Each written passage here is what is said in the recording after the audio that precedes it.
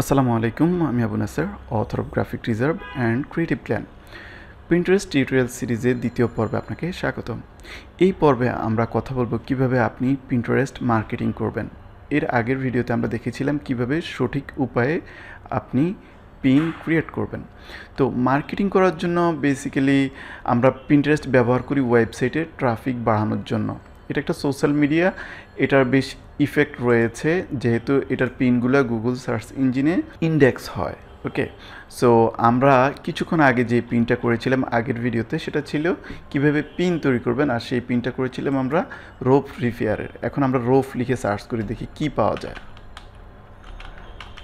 Rope repair লিখে search করলাম, একটা মাত্র ডিজাইন আসছে। এর আগে অন্য ডিজাইনগুলো আমরা দেখি কেমন। তো এটাতে আমি ক্লিক করব, করার পরে আমি দেখব যে এটা কে করেছে।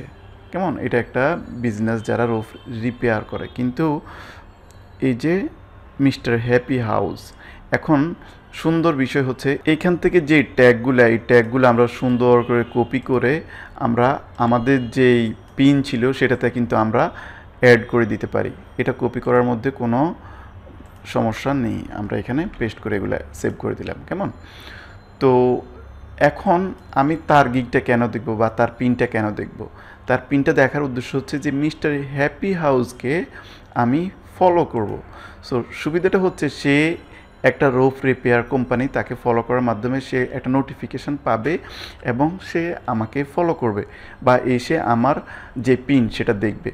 অথবা এরপরও দেখবেন যে সে কোন ধরনের পিনগুলো সেভ করছে, সেই পিনের মধ্যেও আপনি যেতে পারেন। সেই পিনের মধ্যে গেলেও এই পিনটা কে শেয়ার করেছে এবং কে সেভ করেছে বা কেউ কমেন্ট করেছে কিনা সেটাও কিন্তু আপনি দেখতে পারবেন। যদিও তার এগুলোতে তেমন কমেন্ট নেই। তো আমরা আবার ব্যাকে যাই। আরও মজার বিষয় হচ্ছে আপনি যখন এরকম একটা রিলিভেন্ট কাউকে খুঁজে পাবেন, যেমন আমি এটাকে পেলাম, তারপর আমি এখানে আরেকটাতে আসতে পারি, এখানে এসে যে ইলিয়ট রোফিংয়ের মধ্যে আসতে পারি এবং তাকে ফলো করতে পারি। যেহেতু মিস্টার হ্যাপি হাউসের প্রোফাইলে কোনো কমেন্ট নেই, আমরা নিঃসন্দেহে এখানে একটা কমেন্ট করে দিতে পারি, প্রশংসা করতে পারি। প্রশংসার পাশাপাশি আমাদের যে পিন, সেই পিনের লিঙ্কও তার কমেন্টে দিয়ে দিতে পারি যে check out my pin about rope repair marketing. Okay, তো আমরা এই প্রতিষ্ঠানকে আমরা ফলো করতে পারি এবং তাদের ডিজাইনে কমেন্ট করতে পারি। এখানে গ্রেট জব। সো আপনি এভাবে তার যেই পিনটা করেছে সেটার একটু প্রশংসা করতে পারেন। প্রশংসা করে আপনি আপনার যেই পিন, সেই পিনের লিঙ্কও দিতে পারেন। তো এগুলো অনেক বেশি করবেন না, একটা লিমিট রাখবেন যাতে পিন্টারেস্ট বুঝতে পারে আপনি হিউম্যান, আপনি কোনো মেশিন না। একদিনে হয়তো বা 10টা করলেন। আর পিনও আপনি প্রথম অনেক বেশি করবেন না, নতুন প্রোফাইল করে আপনি একটু সময় নেবেন। যদিও বিজনেস প্রোফাইল থেকে আপনি অনেক বেশি পিন করতে পারবেন, কিন্তু পার্সোনাল প্রোফাইল থেকে ডেলি অনেক বেশি পিন করা উচিত না। আমি মনে করি ডেলি 5 থেকে 10টা পিন করাই যথেষ্ট। এরপর পর্যায়ক্রমে আপনি যখন 1-2 মাস 3 মাস পুরনো হবেন, তখন আস্তে আস্তে পিনের সংখ্যা বাড়াতে পারেন।